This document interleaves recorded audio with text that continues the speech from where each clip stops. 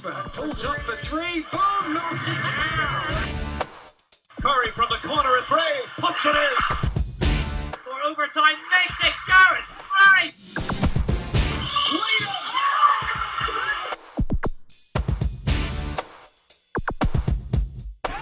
Welcome to the MVP cast from me, Mark Woods. It is the 50th edition, so we really wanted to have a true legend of British basketball as a guest this time around, and I'm glad we've got someone who had one of the greatest careers of his generation. He started off at Leicester Riders, was a second-round draft pick in the NBA, although he never ended up playing there. He had an incredible career in Europe with some of the biggest clubs around, as well as on the international stage for England and Great Britain. He's now based in Denver, and he's a father to one of the most talented girl bowlers on the planet. Andy Betts, welcome to the MVP cast.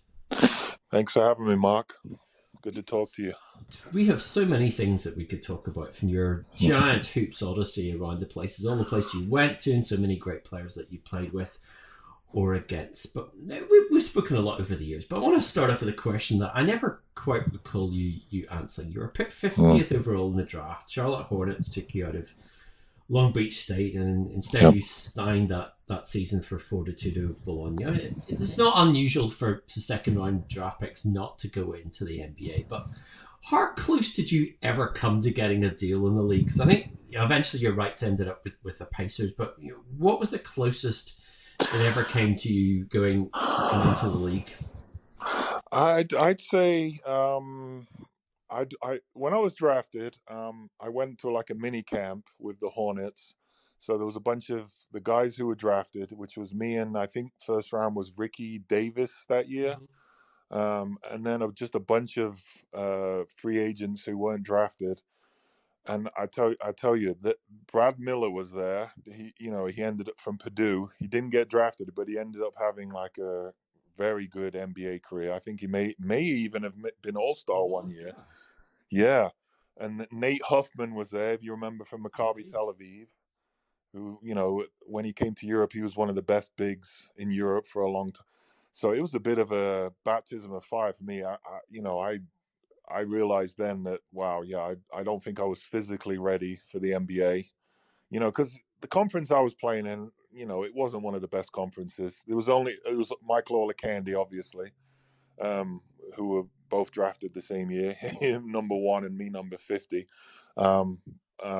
But yeah, I didn't feel I could tell right then I wasn't physically ready. So no way they weren't gonna offer me a contract at that time. So, the best thing for me to do was, go to Europe, and obviously having the British passport, there was a lot of good options for me. But I'd say the closest I got was probably like 2 or 3 years into my career when I played Summer League. I think it was in Orlando, and I actually played against John Amici that summer. I think it was like right before he went into the NBA. And they told me, thinking we want you to come to camp, and they were kind of showing more interest than they ever had. But to me, like, with the the offers I was getting in Europe, which were all at that time were really good, and it just wasn't an obsession at that time for me to go to the NBA. I wasn't gonna risk playing in the G League or something like that and bouncing back and forth, and I just wanted to honestly make as much money as I could when I could. And I was just enjoying my time in Europe, and that, looking back, do I wish that I would have probably 1 year given it a real good go and gone to camp and tried, like really tried? Yeah, I could say that I probably wish I had done that, but I just wasn't getting any guaranteed offers, and in the NBA, and I just just took what I could get in Europe. That's kind of the way it went for me. When you come into a situation like that, where you're a Marshall pick, and there's plenty of British players that have been in that sort of situation where you're kind of going, do I stick around? Do I want to grind it, or do you go to Europe? I mean, what sort of advice did you get at the time? I mean, were you listening to agents? Were you talking to other players? I mean, where did the insight come from for you? Yeah, mainly from my agent. I had one of the top agents. It was Bill Duffy, BDA Sports. They had a huge the international division was probably the biggest at that time, if not still is. You know, they handle.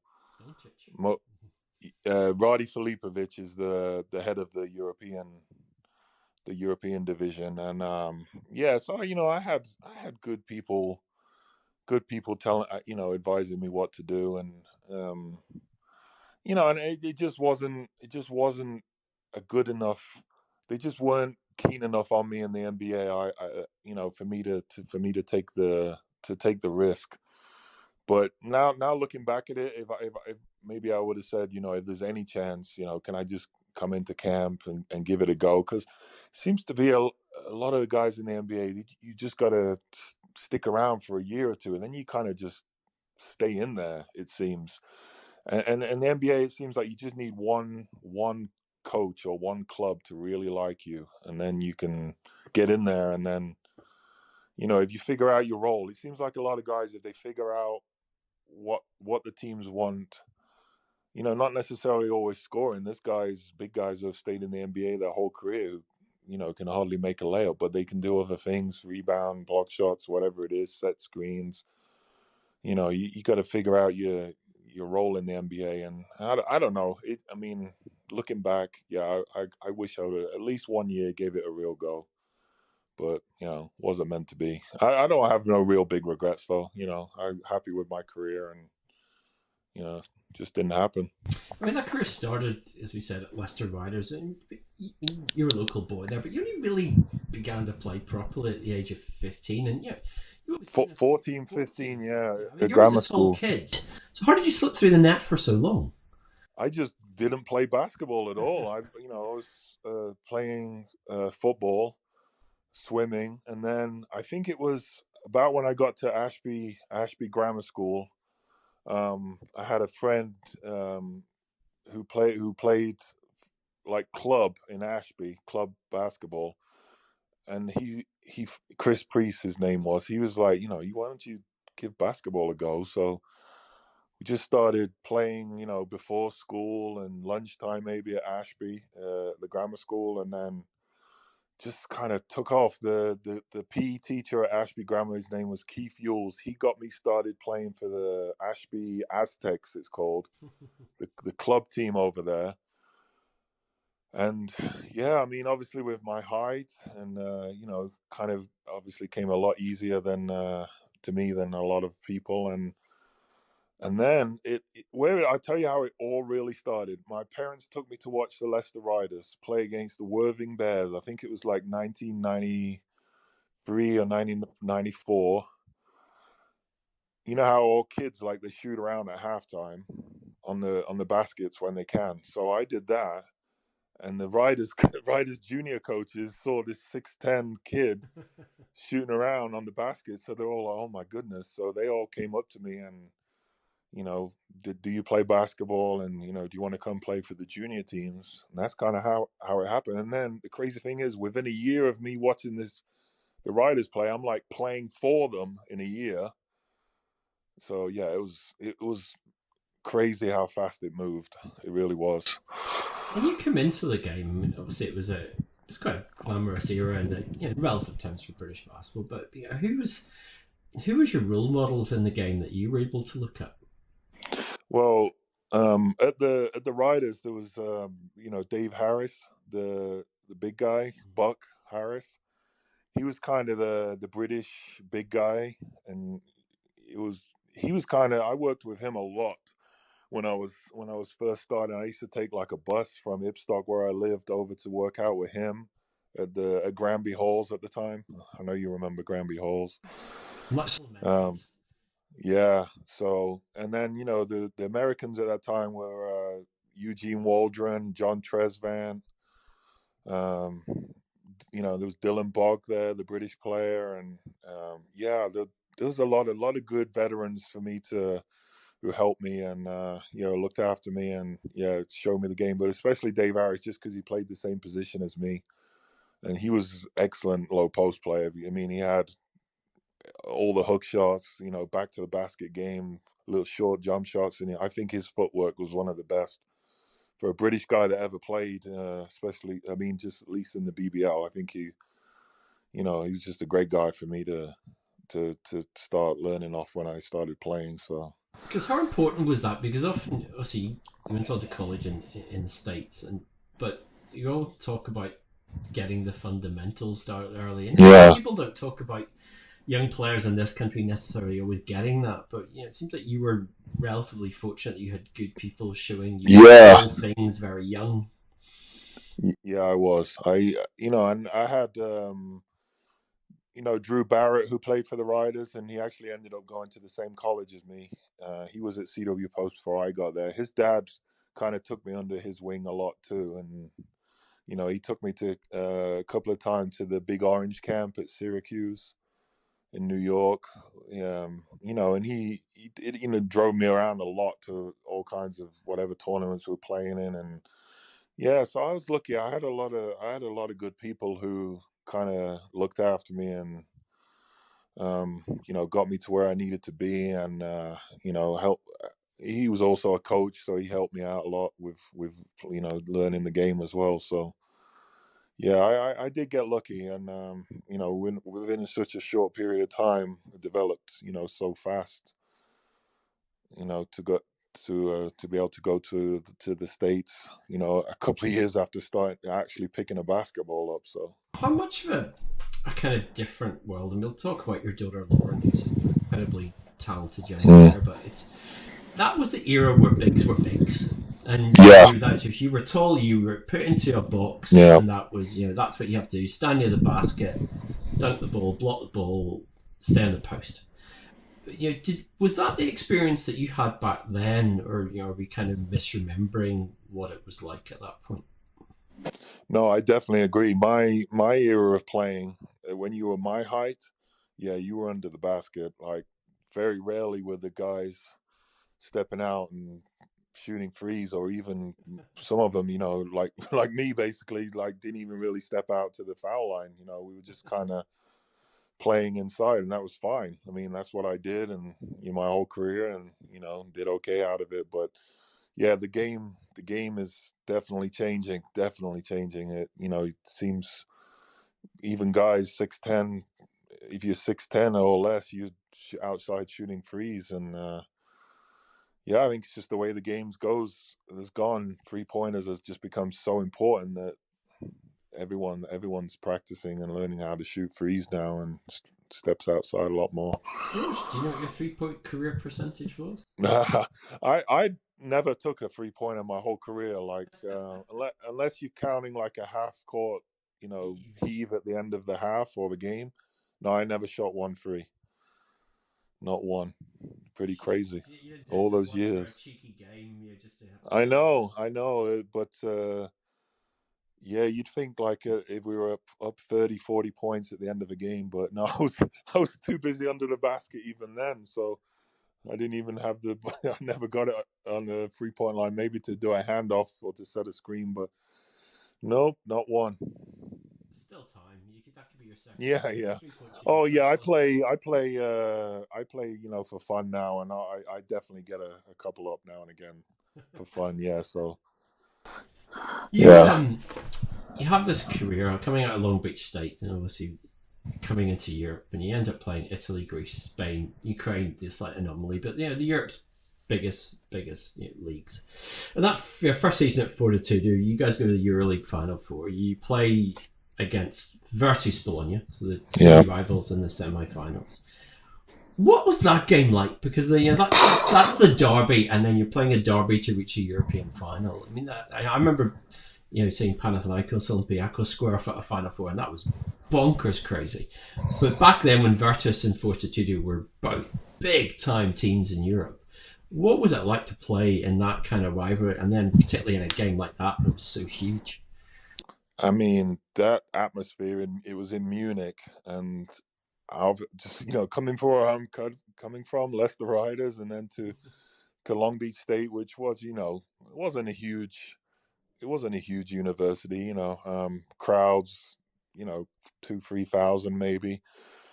To go to the rivalry that Fortitudo and Virtus was just incredible.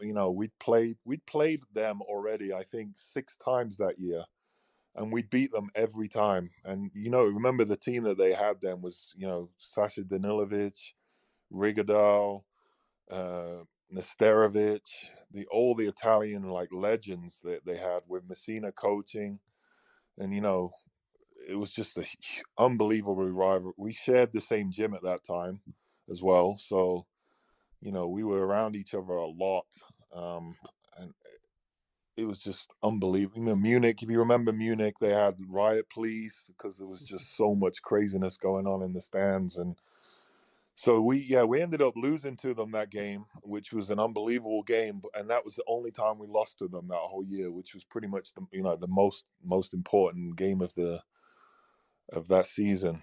But just unbelievable atmosphere. I've never seen anything like it, and still to this day, it was still with all the amazing games I played in Greece with Panathinaikos, Olympiakos, and AEK, but that atmosphere in Munich that year is just wow.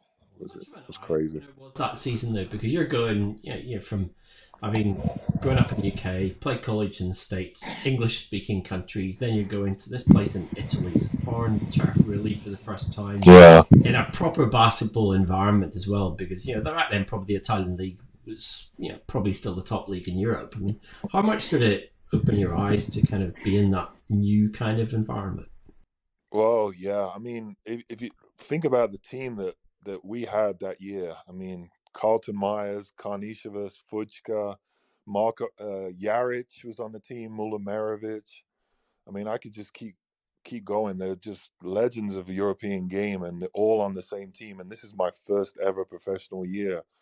So yeah, it was just such a huge change to be in such a professional environment, with guys who had been there, done that already, and they got this, British rookie coming in, which obviously British, when you're British, you don't get a whole lot of respect. Most people, don't think that that people from Britain even play basketball at that time. So, you have to just prove to them that you know how to play the game, and you can be, live in that kind of professional environment. But it was just Mars, who was actually really British, but you're right. That's right. His dad. I met his dad a bunch of times. Yeah. He's half British, half Italian, right? Yeah. But wow, yeah, it was just an incredible experience. When you go from there on to Real Madrid and you win the ACB, which I'm not sure if any other Brit has managed that. But it's such a big club. It's historical. Yeah. Everything about it, the aura of Real Madrid. Okay, it's largely borrowed from football, but it's a huge, storied basketball club.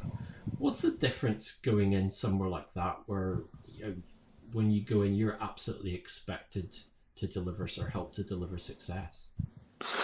So the way the Real Madrid thing was, that was actually after my second year. If I went to Reggio Emilia my second year, who were kind of the parent club of Fortitudo.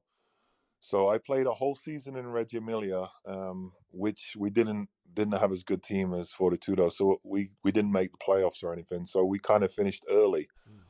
So Real Madrid is still. And they bring you in for the end of the season, yes, for the glory rush. Real Madrid was still in the playoffs, and I think they had a couple of injuries to big guys. So obviously they're looking around to see, who's available, who's done already. So my agent calls me and was like, Real Madrid are kind of interested in you to go into the playoffs. So I'm like, oh my goodness, that's, let's do it, man. Of course. And then Reggio Emilia refuses, because they still have my rights until the end of everyone's season. They wouldn't let me go. So they're looking for money basically. So I had to, we had to negotiate and give a percentage or whatever for them to let me go, even though their season was over. Yeah, that's the way Europe works. But yeah, just go. It's kind of nerve-wracking going. Everyone, Real Madrid is just incredible, and yeah, that was also in a lot of the Spanish superstars were on that team, and Djordjevic was the point guard at that time. The Serbian legend, and Scariola was the coach. That's right. So yeah, that just. Another incredible experience, and to jump into the Spanish league at such a time in the season took a little bit of adjusting, but there was such a great group of guys on that team. Brent Scott, the American who played a lot of years, and he was the American big guy, and he's like the nicest guy that there is. So he was, just a lot of guys on the team was such a great help. Got me settled in quickly, and I didn't play. I'm not going to say I played a whole lot, but I contributed, especially towards the end in the final series against Barcelona, and a few of the last games I had my better games, so that wasn't a bad time to do that. And just to win a championship after being there such a short time was amazing. Was there ever talks of you, how close were you to staying on there for another year? I had an offer of 3 years, actually. I had an offer of 3 years from them, and then 3 years from Ike, where I went next in Greece. So, you want me to talk about how I made that? Yes. So, I had my agents were my head guy was Serbian of my international division, so who I'm dealing with day to day. So I had this 3-year offer from Madrid. Ike comes in, which is, along with Olympiacos and Panathinaikos, it's the third team in Greece at that time. They had legend Ivkovic was the coach, Serbian. He'd coached Petrovic, everyone for Serbia. He's a legend coach. They had big money at the time. They did. They had a lot of the Greek national team guys, and going to Ivkovic, my agent was just really pushing for me to go there. I didn't know a whole lot about him at that time, and I really did he's like, listen, you go there, you're gonna develop way more than you will in Madrid. You won't play as much in Madrid. And it wasn't an easy decision because how do you turn down Real Madrid? It's tough, but turns out that was the best move I ever made, because the success that I had with in Greece and the development, I don't think I would have had that in Madrid at that time. So it was a great decision for me. I mean, you won the league and cup, obviously, in Greece, but it was Ivkovic. I mean, the impression you always get looking at him is he's quite a stern guy. Is that what he's like as a coach? Yeah, he is, but he has a softer side too. You don't see that obviously a lot during game time on TV and stuff, but he had a softer side. He's someone you could talk to. He's a strict coach for sure, and he had his way of doing things. We'd work really very hard. As all Serbian coaches, that's the way they do. They think working hard is is every day, 100%, full intensity. You're never going to get days off with coaches from that area. But he's a excellent coach. I learned so much from him, and we had a really good assistant coach, Milan, who went on to head coach a little bit after that as well. And Katsikaris was Fotis Katsikaris. He was another assistant coach. Obviously, he went on. He's still coaching, head coach in Spain now. He was the Greek assistant coach at that time, and so they had great coaching staff and great set of players. Dikouris, Kakuzis, still who I played with in Aris as well after that. But Martin Mursep, Kutalay, the Turkish guy, he was on the team for a while, and just unbelievable team. And the games we played in the Owaka against Panathinaikos, 20,000 people sometimes, and Olympiacos, and the Greek league then was amazing. There was one of probably the best league at that time as well. So I look back on those years with Ike with great memories. How much of an intimidation factor though did you feel in some of those venues? Because Greece isn't known for being a passive basketball audience. What's it like when you sometimes walk in? There must have been nights where you walked into certain gyms and thought, genuinely, am I going to get out of here alive tonight? Oh yeah, I remember games where they've they've they always had the security, the police, a lot of police presence in every gym you went to at that time. But there was times when they had to walk us to our bus after, and they'd always have the tunnel going off, and you could hear things crashing down on the tunnel when I remember, pretty disgusting, but I remember looking at the back of my coach's neck, and it was full of spit at times, and his suit jacket was full. And because there was some gyms were tiny in Greece, and then there's some huge ones like ours and Olympiacos, and some of the gyms were really small, so you really close to the fans, so you can hear every the few words that they know in English were basically about your family. So it was crazy. But I used to love going into those kind of environments. I loved going into an away gym and winning, and that was my favorite things to do. So I used to love doing that. What was the hairiest you ever got in terms of, oh my God, can I escape from this? Oh, I'll tell you, the big, when I was in Greece with Aris, the big rival was PAOK, right? We lost to PAOK in their gym by like 25, 30 points. And when we got back to our gym, because we took a bus from our gym back to the arena and then back to the gym where our cars were, there was like a few hundred fans waiting for us. So we had to just wait in the gym until the police got them all away so we could actually leave. So we were in the gym for just hiding for an hour or two while the fans were, so angry that we'd lost this big rival game. We just had to wait till the police got them away so we could actually get in our cars and go home. Yeah. That was probably the scariest because, they were so angry. They obviously came to the gym for a reason, so we just had to wait it out. So 2005, let's get there. You're still the only Brit to ever play in a EuroLeague final. You're playing for Tau Vitoria in Spain. Huge upset of CSKA Moscow in that semi-final. You play Maccabi Tel Aviv in that final. And the Maccabi, Saras Yaviskovicius, Anthony Parker, Vucevic, brilliant team. You guys lose to them. But how much is that the kind of, is that maybe a game where you think, in the time, I didn't take it in just how big that occasion was? Because it's such a huge one, and to lose is obviously disappointing, but to play in that game was massive for British basketball at the time. It really was an amazing experience. Yeah, I got to play a lot more in the semi-final than the final. I had a decent role in the semi-final game against CSKA, who we beat in their home court in the Final Four, which was an amazing thing because, CSKA Moscow hosts the Final Four. They're not meant to lose in the semi-final, so that was incredible to win that game. And then, to go to the final against, at the time, the Golden Boys, Maccabi, with that team that they had.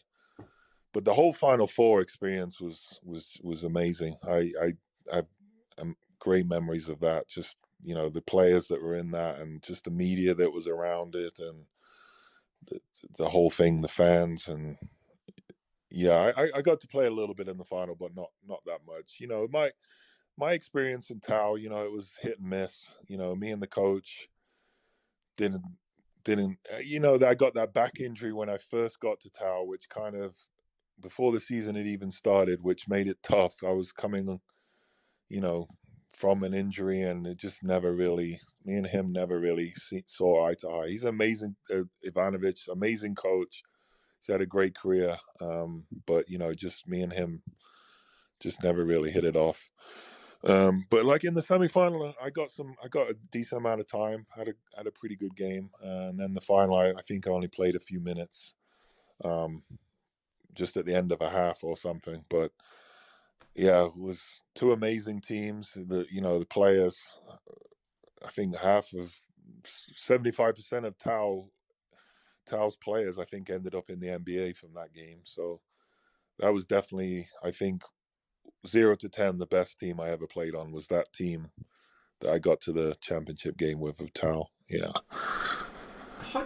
When you have games like that, What was the mentality for you? Because you sometimes you had certain teams that you were a fulcrum on, and other times that Yeah. you were a role player. But obviously being European basketball, a very specific, important set out role. But how did you mentally kind of adjust? Because even certain games, as you said, sometimes you were fulcrums, and some next game you would be in a specific role. Was that easy for you to adjust to, or how did you make that switch sometimes? No, it's never easy. Probably playing, sometimes not feeling like you're being given the chance that you deserve. But you when you're playing on such a great team, you just have to find your role. Do whatever you can in the time that you're given to help the team. There was such an amazing group of guys on that team, that Tau team. We had dinner together after every single game, and we spent so much. It wasn't just, like I've been on some teams where you finish practice or a game and everyone just goes their own way. That team, we ate together after every single game, and we spent so much. You just want to give everything you've got, and anytime you get on the court, you just want to do whatever you can to help, because you had such a strong affection for everyone on the team, and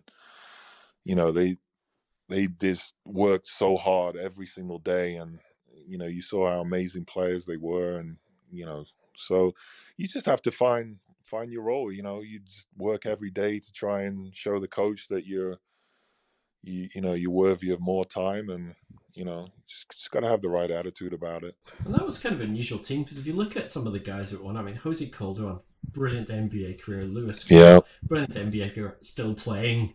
Yeah, amazing. Really short spell in the NBA, but amazing Yeah. international career. Tiger Splitter, went to the Spurs, had a great time there. I mean, actually, if you think of the personnel there in retrospect, that was an astonishing group. It's a surprise that was a surprise that they played it. Yeah. Yeah, and I mean, Machikauskas, you forgot, Mm. played in the NBA a little bit. Nocioni played a bunch of years in the NBA. Yeah, it just goes on and on. It really was. I don't know how they managed to get together such an amazing group of guys all on the same team.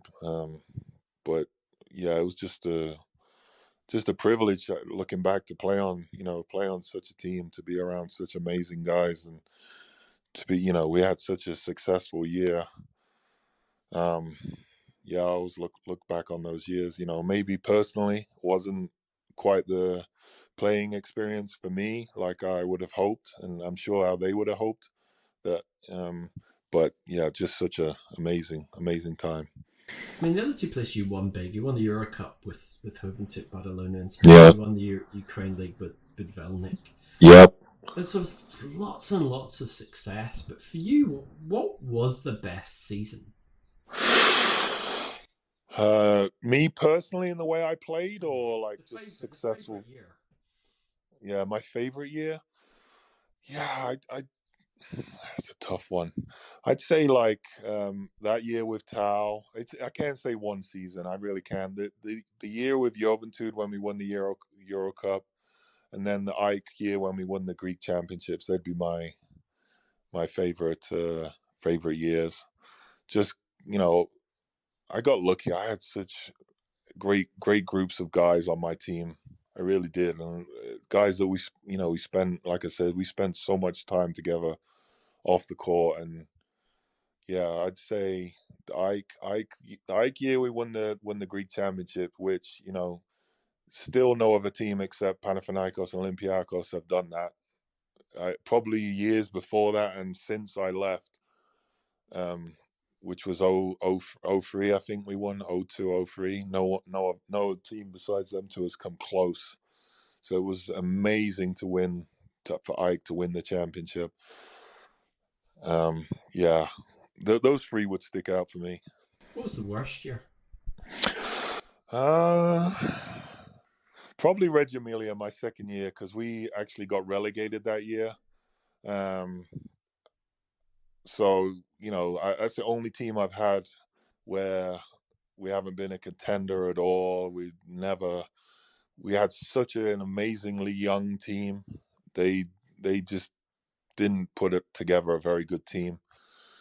at all. So yeah, I'd say that would be my worst year. Definitely my second year. Some good guys on good guys, great guys, but just in terms of playing, we just didn't have the quality at all. So it was a struggle.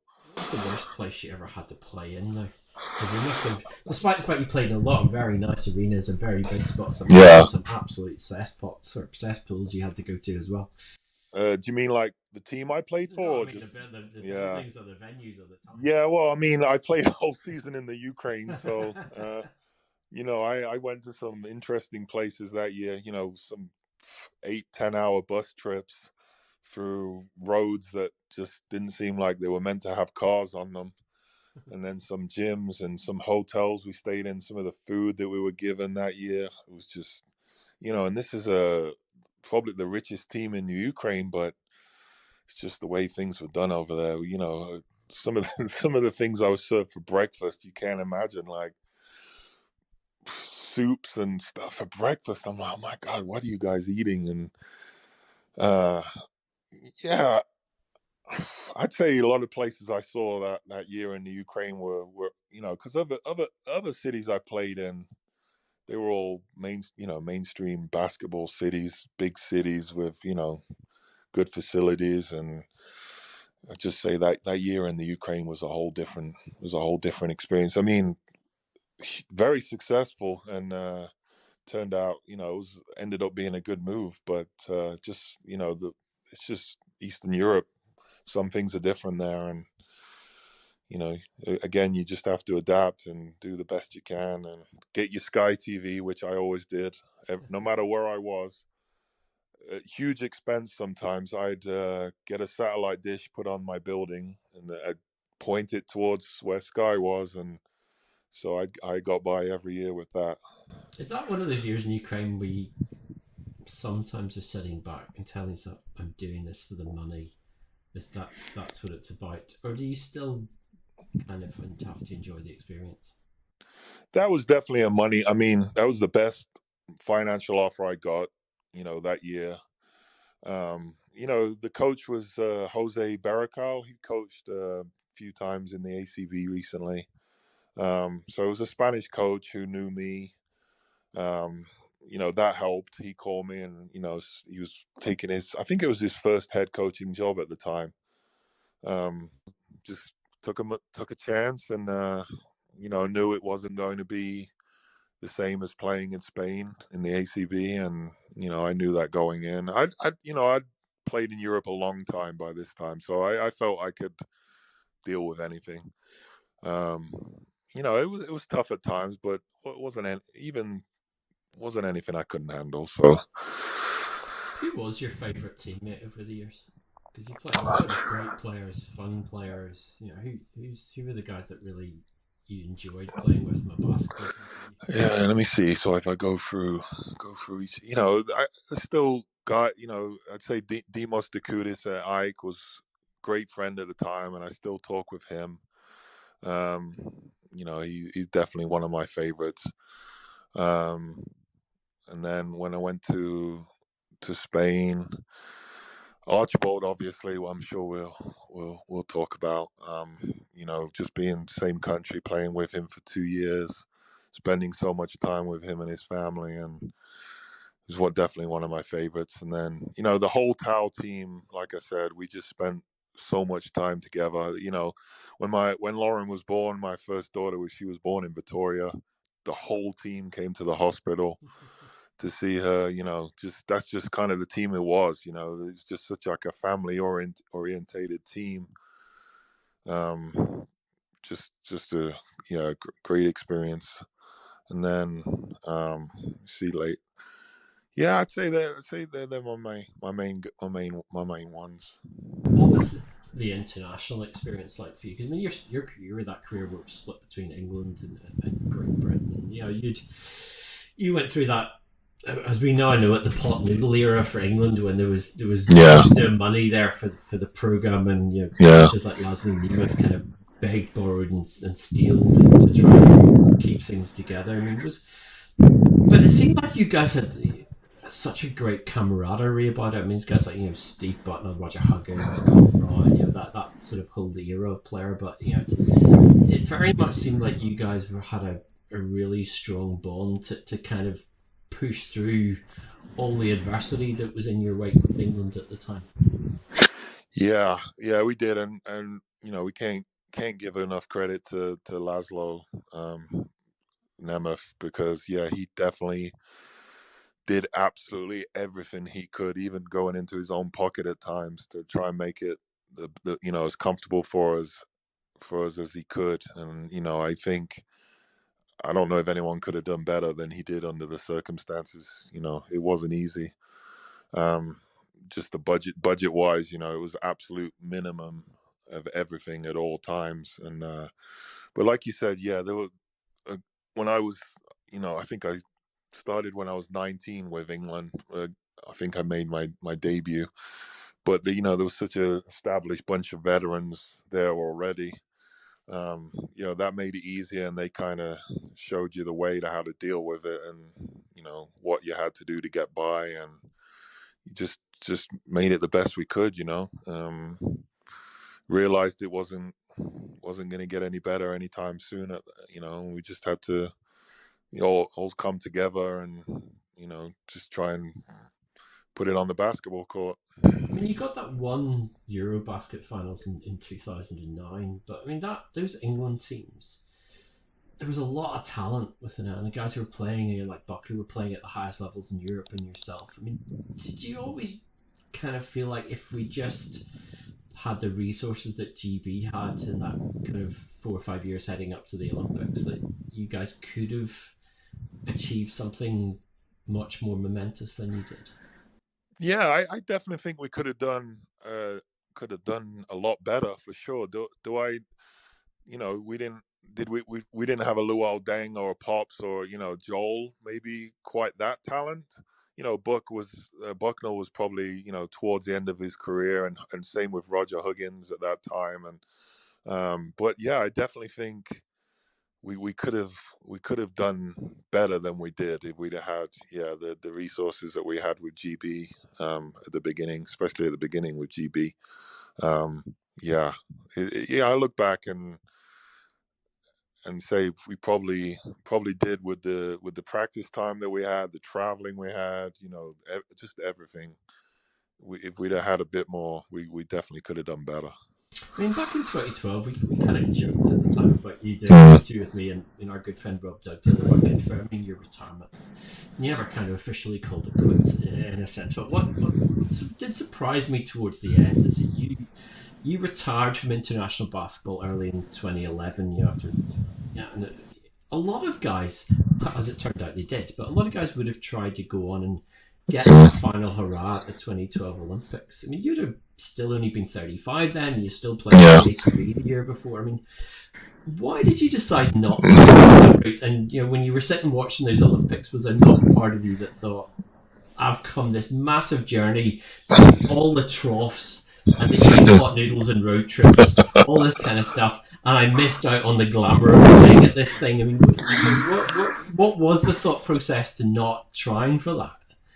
The thought process of me retiring from GB and was the fact that the last few years before that, my family was living in Malaga in Spain, and I was going off and playing wherever I was playing at that time, because Lauren was in school and my middle daughter Sienna, so we kind of decided that the family were going to stay there so they could stay in the same school finally, and I would just go off and play wherever I was playing. So it was to the point where I was gone all year and then gone all summer with GB every summer, and I'd had enough of it. I just said enough's enough. I'd been doing this for so long, I can't do it anymore. So I just said that's enough. That's enough with GB. But like you said, I do look back at it and wish now that I would have played that one extra year, because it was tough to watch. Just the whole Olympic thing. I wish I would have experienced it. So if I could go back, I would definitely say that I would have played one more year. But it is what it is. Say that. Yeah, how could I not? I mean, just looking at the guys at the opening ceremony, and that opening ceremony would have been enough for me just to experience it. And yeah, playing in the Olympics would have been a great thing to go out on. But it was just probably like a rash decision. But I was just all family it still is everything for me, and I just made the decision that enough's enough. But looking back, should have done one more. January 24th this year, we talked about Robert Archibald being one of your teammates, and you were the guy that told me the news of his death when I was in Paris at the NBA game. We found out about it, and we both knew him very well, knew him better than I did. But now you're so set, and obviously we know now that he sadly took his own life. But when you look back at what happened, we were all in shock that evening. But did you ever sense that was there for Arch? Because he was, we saw him on the outside. He was, a happy guy, but he could be a little bit pessimistic at times. But as someone that played with him and was had his back as a teammate, I mean, could you ever have imagined him being in that darker place? No, I mean, he was a complex guy. He was. I mean, I remember when he played that year in the Ukraine with Azovmash.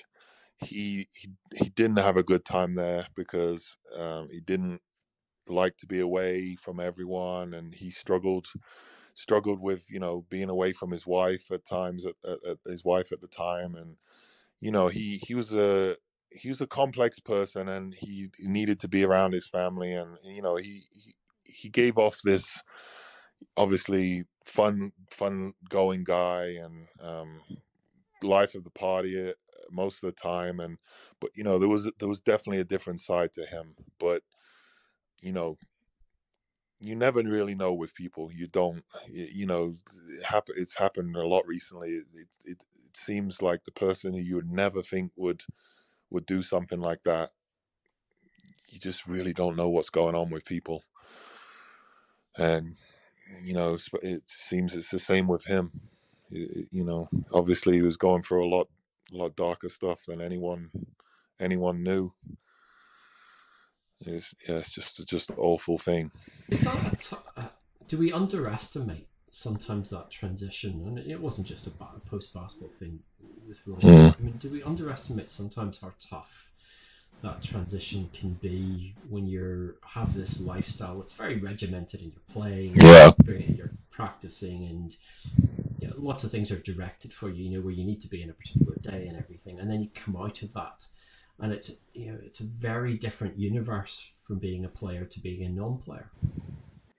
Yeah, I think so. I mean, yeah, you go from, like you said, every day being, knowing exactly what you're gonna do, set routine, people knowing who you are, you semi, depending on where you play, how good you are, semi-famous, and all of a sudden stops, and you go to wherever you live, and that's it. You kind of like, oh, what do I do now? And nobody knows who I am, and it's just such a huge change. And yeah, I guess some people deal with it better than others. And each person's different with that. And man, with him, I kind of lost. I hadn't talked to him for even a whole year, I think it was. And I know he'd been through he went through a divorce the same as me, and I know obviously that's never easy. He didn't see his kid 100% of the time anymore, and I don't know exactly what else was going on, but everyone struggles with different things, and some people are able to deal with things, some people aren't, and I just wish that I'd reached out, in the last year or so to see how he was. And, who knows, maybe, talking to an old friend would have made a difference, so, I think about that a lot, who knows what could I have done to help. But yeah, it's just a sad thing. I think a lot of us felt that. I mean, Frank here and Achara, we spoke about this on broadcast, and I suppose the thing is that much as I think all of us were affected by it because it's someone you don't expect it, and it's very different. But I guess you also look back, and his dad said this to me as well. He had an incredible life for so many reasons. And I wonder for you, what is the memory that will stick with you of him from being his friend and his teammate for so long? What a funny guy he was. Genuinely, he was just a comedic. Like, I never laughed so hard at some of the stuff that he used to do. Like some of my best memories of that year in Yeovil to some of the stuff we used to get up to on the road, and the road trips, and just the times. Hanging out, drinking with him after games. Just a genuinely funny guy, man. Like, made me laugh so much, and just a great guy to play with and hang around. And gonna miss talking to him, man. Yeah, it was one of a kind. Let's talk about something a bit more happier and current. Your daughter Lauren won the FIBA Americas Under-16 Championship with the USA last year. I mean, she is, we're not understating this, one of the top young players in the US, has won all sorts of awards. I mean, what's it like for you being on the other side of this now as a parent? It's amazing. I just feel, proud of her so much, watching her, what she's able to do on the court. I mean, she just, in such a short time, again, she's developed so much, and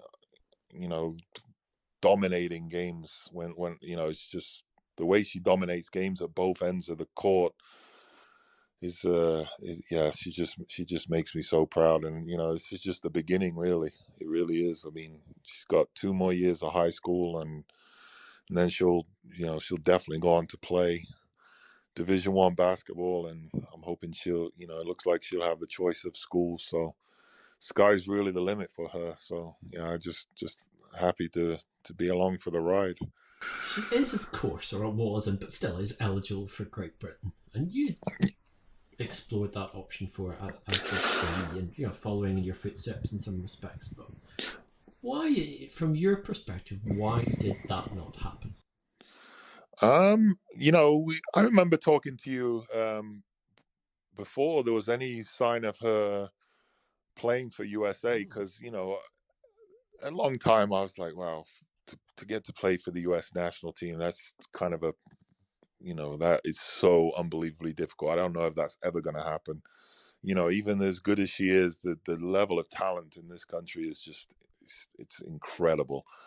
So there's times when she was developing, and me and you talked about it, didn't we? And I think Mark Clark reached out a little, and then also the head of the U16 England team. I don't remember her name now, but there really wasn't any further intent, by them, it seems, to get her involved. There was brief messages, but it kind of just died.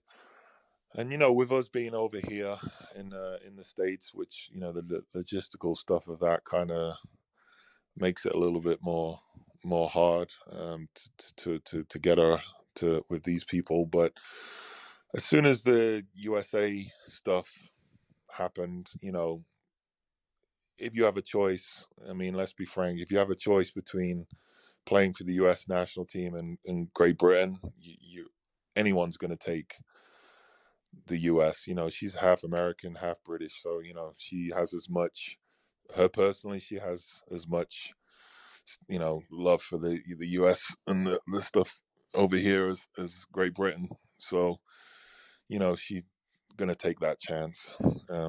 opportunity. I mean, to play for them, and who knows in the future. She's going to stick with. I'd say she'd stick with the U.S. national team until it's not an option anymore. But yeah, she does still have the chance to play for Great Britain in the future if we just have to see what happens with the U.S. national team. And secretly, I bet you'd love her to play for GB though. Yeah. I mean, I'd be so happy to see her in a GB jersey too. I think she'll bring so much to the team. I mean, she could, hopefully take it to another level. So we'll just have to see what happens. Playing for the junior teams is one thing, but getting to that US senior, that's the toughest one. So just have to see. I think she's supposed to play U17 World Championships in Romania this year. Depends what happens with the corona, because everything's being cancelled. Her summer schedules keeps getting taken away month by month. So they've already cancelled the part of the training camp, the tryouts for the U17 Worlds. So we'll just have to see what happens. The US's gain is GB's loss, but let's just see what happens. Yeah. There's a she's got a lot of years left yet. So like you said, we'll just see what happens. Last couple of things. All the experience you've got, and you're now doing some coaching at a high school level as well. But we've seen the way that federations, particularly in Spain and France, but elsewhere, find to they keep their former players close to their hearts, in the fold, etc. I mean, yeah. Have you ever really had that approach to come back here, and do a clinic, give your advice, been asked for your opinion? I mean, has that outreach ever been there? No, not zero. I mean, I don't hold any ill will towards anyone. I probably me being over here in the States, has made some of that, the way it is. But no, I've not really heard anything from anyone over there.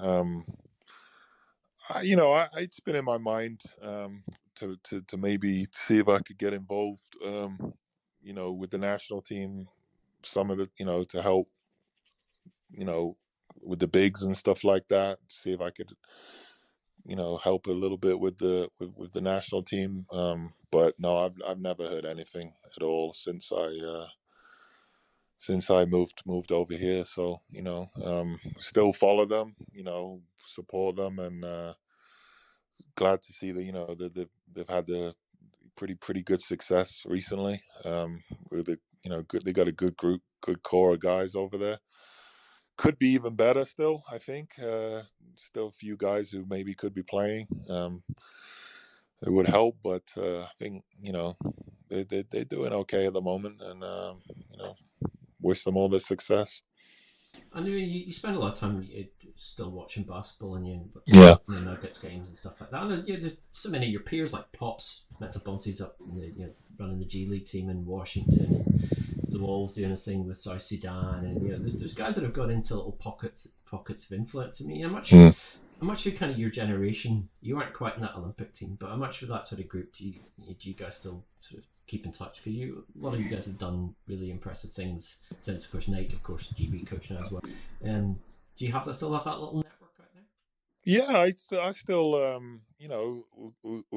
there's a few guys. Facebook, is always the main thing where you see what people are doing and you stay in touch through that. But yeah, I still talk to, Chris Haslam's obviously doing great in his coaching college, and then I speak to Drew Sullivan obviously with the stuff that he's doing, and Pops, and I see Nate's doing great things with his coaching, and yeah, I'd say we all stay in touch through Facebook and stuff like that, and yeah, I love seeing what all the guys are doing.